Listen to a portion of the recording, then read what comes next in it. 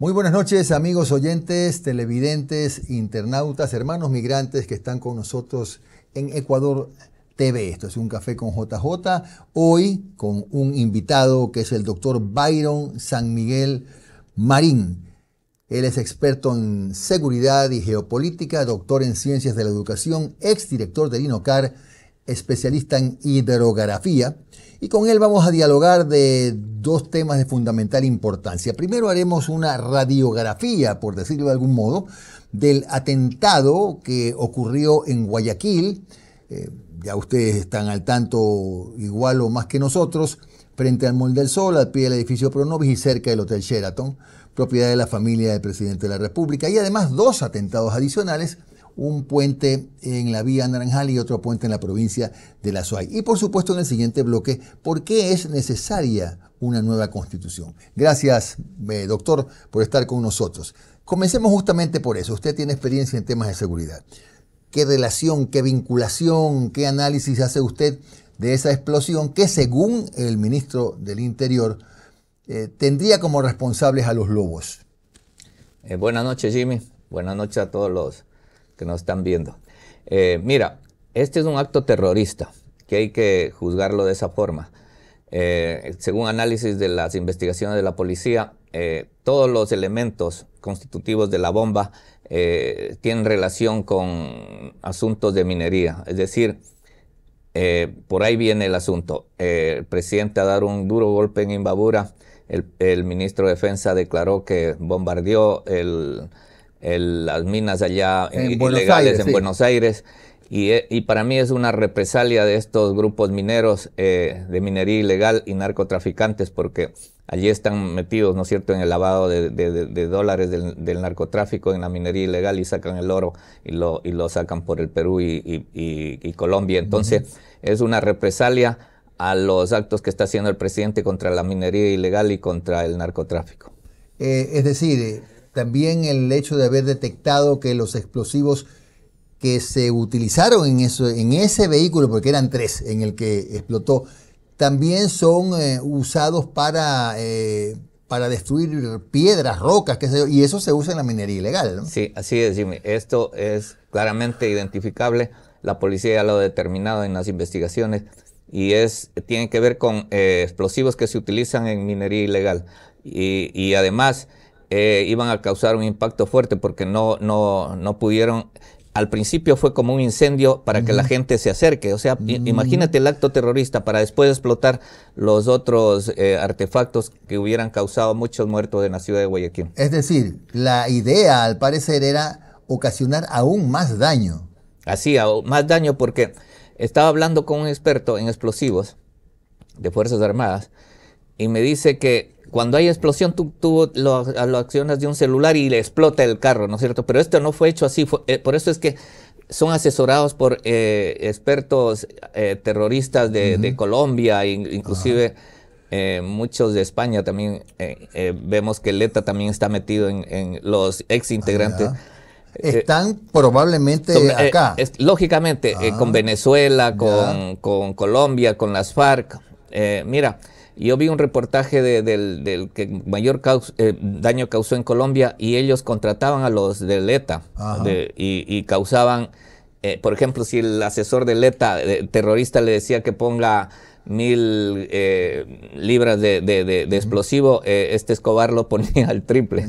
Entonces, hay expertos que quisieron causar daño al país y las investigaciones tienen que terminar y la inteligencia también. Claro, porque no detonaron los otros dos vehículos porque al parecer falló el control remoto.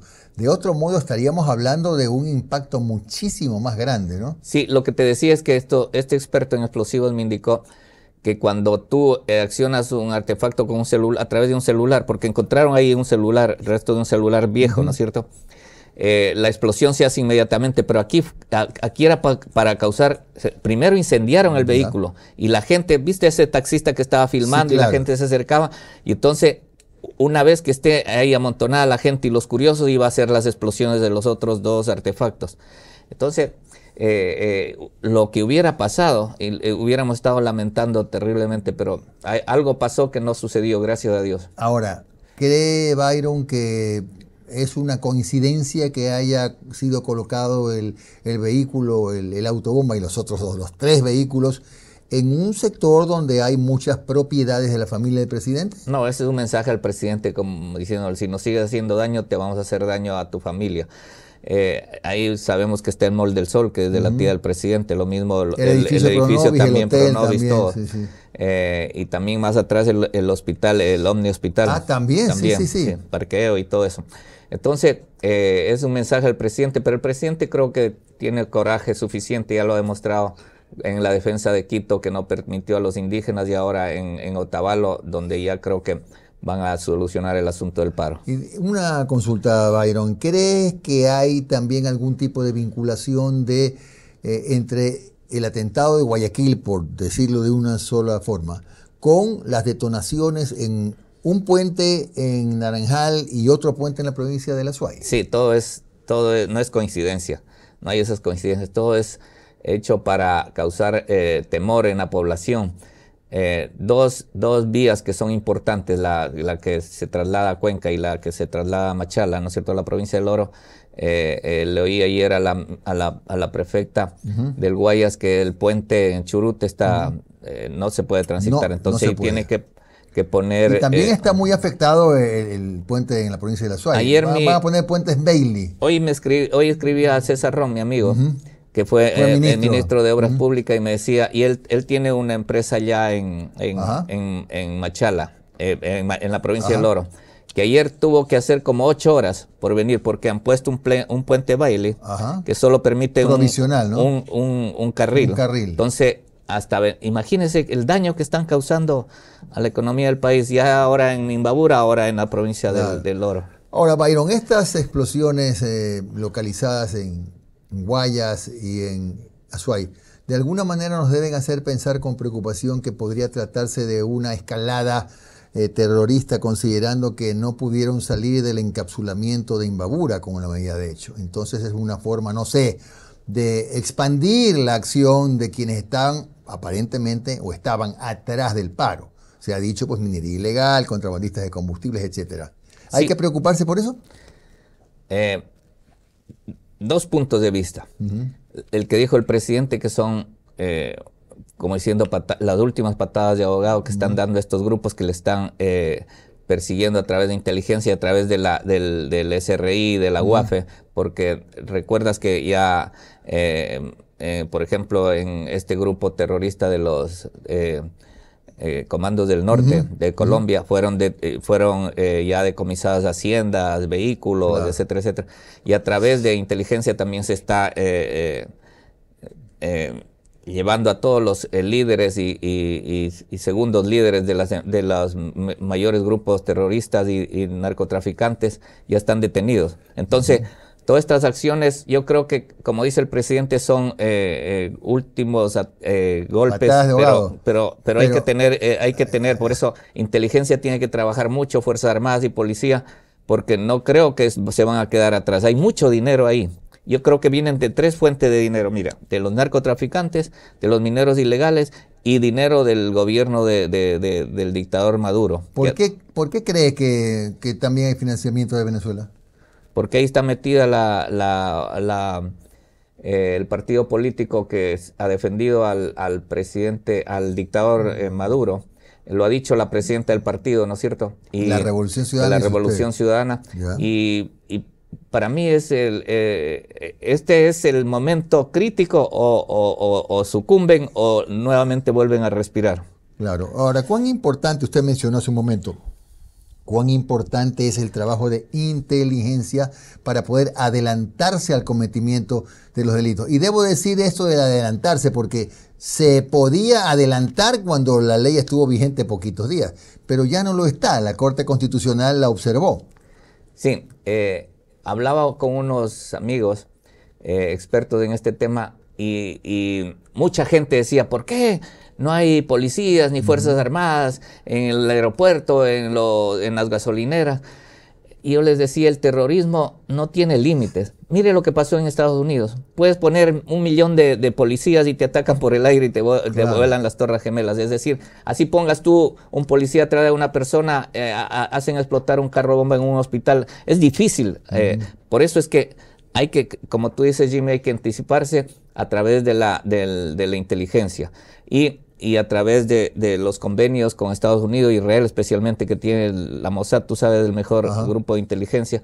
Yo creo que por ahí está yendo el país. La inteligencia ha mejorado mucho porque estaba desmantelado en los otros gobiernos y ahora tienen que hacer un arduo trabajo para precautelar la seguridad de los ciudadanos. ¿Crees, Byron, que el gobierno del Ecuador debería aceptar lo que propuso? Lo dijo el presidente Trump, tengo entendido, que hay la predisposición de apoyar al Ecuador en estos trabajos de inteligencia, de investigación, por la experiencia que tienen los estadounidenses para combatir actos terroristas. ¿Debe aceptarlo el Ecuador? Sí, debe aceptarlo. Va a venir la secretaria de Seguridad Nacional de los Estados Unidos, ya se llaman los Homeland Security. Y según sé, van a proponer al gobierno para poner bases del Homeland Security en el Ecuador. Por eso es importante que nosotros en la consulta aprobemos lo de las bases. Que no es lo mismo que la base de Manta. No es lo mismo que la base de Manta. Son bases para inteligencia, inteligencia estratégica de los grupos subversivos y los narcotraficantes. Es decir, sí, FBI, todo metida en Homeland Security, todas las agencias de inteligencia que pueden ayudar al Ecuador. Del Ecuador. Exacto. ¿Y si dicen que es un atentado contra la soberanía? No hay ningún atentado contra la soberanía. El mayor atentado contra la soberanía es lo que tenía Raúl Reyes en la base acá y fue bombardeado por el presidente Uribe de Colombia, ¿verdad? Acá, yo soy militar, ¿verdad? Yo he estado, por ejemplo, yo estudié en España y al lado de donde yo estudiaba en Cádiz había la base naval de Rota de Estados Unidos, la mayor base de Estados Unidos. Y España no perdió la soberanía, lo mismo Alemania, lo mismo Colombia. Estados Unidos tienen base. Israel le dice, ven, ponme una base acá para ayudarme. Entonces nadie pierde soberanía, más bien es una ayuda entre países para combatir el terrorismo. Gracias. Vamos a hacer una pausa, doctor Byron San Miguel Marín, que está con nosotros, y regresamos en el segundo bloque para conversar sobre la nueva carta política. En ese camino vamos, ¿no? Habrá una consulta popular y si el ciudadano lo aprueba, si vota mayoritariamente sí, nos dirigimos hacia la construcción de una nueva constitución. ¿Qué le sobra a la de ahora? ¿Qué le falta a esta constitución que debe ser enmendado en la próxima? Ya regresamos.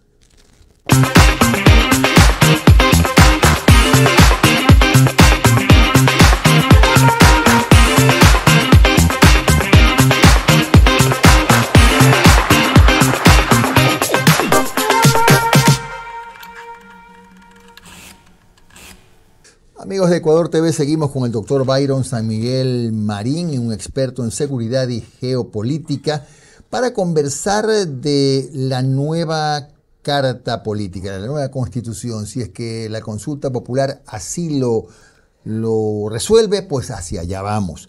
Y por eso le consultamos a Byron San Miguel, ¿en qué hay falencias en la actual constitución? Y debe cambiarse por una nueva carta. Sí. Te voy a hablar del área de seguridad. Ya. En el área de seguridad yo creo que es uno de los mayores temas, ya que estamos atacados por el narcotráfico, ¿no es cierto?, la minería ilegal. Entonces, en la Constitución nosotros tendríamos que hacer un montón de reformas. Por ejemplo, Jimmy, el marco legal actual tiene un vacío legal con respecto al conflicto armado internacional. En que, mira, cuando se estudia la guerra, la crisis, ¿no es cierto? La paz, comienza la crisis, cuando se estudia el conflicto. Entonces tú ves que hay el escalonamiento del conflicto que va desde la situación de paz, crisis, hasta la guerra. La guerra es el último... el eslabón, el último eslabón de un conflicto. Correcto. El nivel más alto, el rojo. ¿Ya? Y se entiende que el presidente con el decreto 111 declaró conflicto armado el más... Entonces, si es la guerra el más alto índice del conflicto, no es posible que cuando tú estés en el Cerro Las Cabras, en plena guerra, yendo a capturar a unos terroristas que están en una casa, tengas que pedir permiso a un fiscal y a un juez. En una guerra no puedes hacer eso. Es como en el CENEPA cuando estuvimos... Aunque sea una guerra interna, no debería pedirse es que la guerra permiso. interna y la guerra externa se regulan por el derecho internacional humanitario, por los convenios de Ginebra. Entonces, eso hay que meterle en nuestra Constitución, que no está. Por eso es que la Corte Constitucional te dice no, y vetó esas leyes diciendo que van en contra de la Constitución, porque la Constitución tiene ese vacío legal. Entonces, hay que cambiar todo ese concepto de la guerra, del conflicto armado interno. Poner el conflicto armado interno e internacional, que el presidente lo pueda decretar, ¿no es cierto? El Consejo de Seguridad Nacional, que es el que está formado por todas las instituciones del Estado. Pues claro, porque en un conflicto, como en este caso, un conflicto interno, la oportunidad de la acción de la fuerza pública, del bloque de seguridad, del ejército, lo que sea, es fundamental, ¿no? Sí. Cito un ejemplo. Hoy día acaban de matar, en la mañana, mataron en Manta, fuera de un colegio, un juez. Entonces, si tuviéramos esas herramientas, es muy probable que el trabajo de la fuerza pública de inteligencia sería más eficiente, digo yo, ¿no? Sí. A ver, entonces este es un problema, este es un vacío legal que hay. Vacío legal, hay que hablar ahí del conflicto armado no internacional y conflicto armado internacional. En una guerra, por ejemplo. Ya. También ahí tienes que hacer una reestructuración del Sistema Nacional de Seguridad. ¿Por qué? Sacar este concepto de seguridad integral y volver al sistema de seguridad nacional como lo teníamos antes. ¿Cuál era la diferencia? A ver, la diferencia es que, por ejemplo, Correa lo sacó porque decía que era para la Guerra Fría, que era Fuerzas Armadas estaban a favor de la CIA y del imperio. Y el sistema de seguridad nacional tienen todos los países del mundo. Solo Venezuela y Ecuador tienen la seguridad integral. ¿Qué es eso de la seguridad integral? Yo lo he oído, pero para mí es una entelequia. Hay una confusión. Debemos volver a la seguridad nacional, donde nosotros hacíamos las planificaciones, ¿no es cierto? ¿Cuál es la diferencia? Y aquí no les va a gustar a los policías. No importa. En una guerra, tanto interna como externa, ¿quién se hace cargo? El jefe de comando conjunto de las Fuerzas Armadas, que es el organismo que va a dirigir la guerra. La policía se subordina a las Fuerzas Armadas. Correcto. Así está en la ley orgánica de la defensa. Pero los policías no han querido subordinarse, el presidente lo ha entendido y forma el bloque de seguridad, que es un bicéfalo. Es un tema de celos. Claro, de celos. Entonces ahí hay dos cabezas. El ministro de Defensa con las Fuerzas Armadas y el ministro del Interior, John Reinberg, con la policía. Es decir, pero eso requiere un cambio en la Constitución. Esto requiere un cambio en la Constitución, llegar a lo que teníamos antes. Así ganamos la guerra del CENEPA, Jimmy. Con la ley de seguridad nacional. ¿Para qué lo cambiamos? Ese fue un invento traído de los españoles y que tienen ahora Venezuela. Pero todos los países del mundo, Estados Unidos, en Europa, yo vine recién de un seminario en Madrid. Todos tienen la seguridad nacional como lo teníamos nosotros antes. Entonces ahí la planificación de la seguridad. Ahí se había la subordinación. Ahí se viene la subordinación de la policía a Fuerzas Armadas. Es que es así. En una guerra no puede haber dos cabezas. Sí, ahora lo estamos combatiendo con el bloque de seguridad, que es un invento traído de Colombia. Entonces, un lado está John Reinberg y la policía, y acá está... bueno, pero por lo menos hay una articulación ahí, ¿no? Porque son dos buenos ministros que se han integrado a las Fuerzas Armadas, pero están trabajando... No hay un líder, como decir, ¿entiendes? Entonces... Pero en una guerra tienes que tener solo un líder, que es el jefe del Comando Conjunto de las Fuerzas Armadas. En cualquier país del mundo es el que dirige una guerra tanto interna como externa. Incluyendo a la policía subordinada a las Fuerzas Armadas. Todas las fuerzas paramilitares, la policía es una de ellas. Tiene que subordinarse a las Fuerzas Armadas. Antes era así, mira, por ejemplo, yo te explico, cuando yo era teniente, antes se llamaba estado de emergencia, no era estado de excepción, que cambió. Entonces, el almirante, por ejemplo, Fernando Donoso Morán, era el jefe de la zona occidental, que tenía que ver con todo el litoral y Galápagos. Entonces, cuando había estado de emergencia, él se hacía cargo de toda la zona y se subordinaban la policía, comisión de tránsito, y dirigía todo años atrás. Lógico, y se solucionaban los problemas. Claro. Porque habían las operaciones militares de la defensa interna, donde los militares sabían qué hacer y empleaban también a la policía. Porque cuando hay estado de emergencia, ¿qué sucede? La policía ha sido rebasada y tienen que entrar Fuerzas Armadas, que es el poder, a dirigir y a controlar. Entonces, ese es otro cambio que hay que hacer, cambiar la seguridad integral por la seguridad nacional. Claro. Y así un montón de cambios para articular la seguridad. Tienen que venir expertos, ser asesorados los asambleístas que van por expertos en el área de seguridad. Hay que hacer muchos cambios en la Constitución. Ahora, ¿cree Byron San Miguel que deben funcionar en el Ecuador las bases militares extranjeras? Sí, lógico. Como te explicaba, yo estudié en España, en Cádiz, y al lado yo me iba a la base de Rota, que era la mayor base de los Estados Unidos, y España no perdió España no perdió la soberanía. Ya más bien se derrotó al grupo ETA. Lo mismo en Alemania, bases militares de Estados Unidos.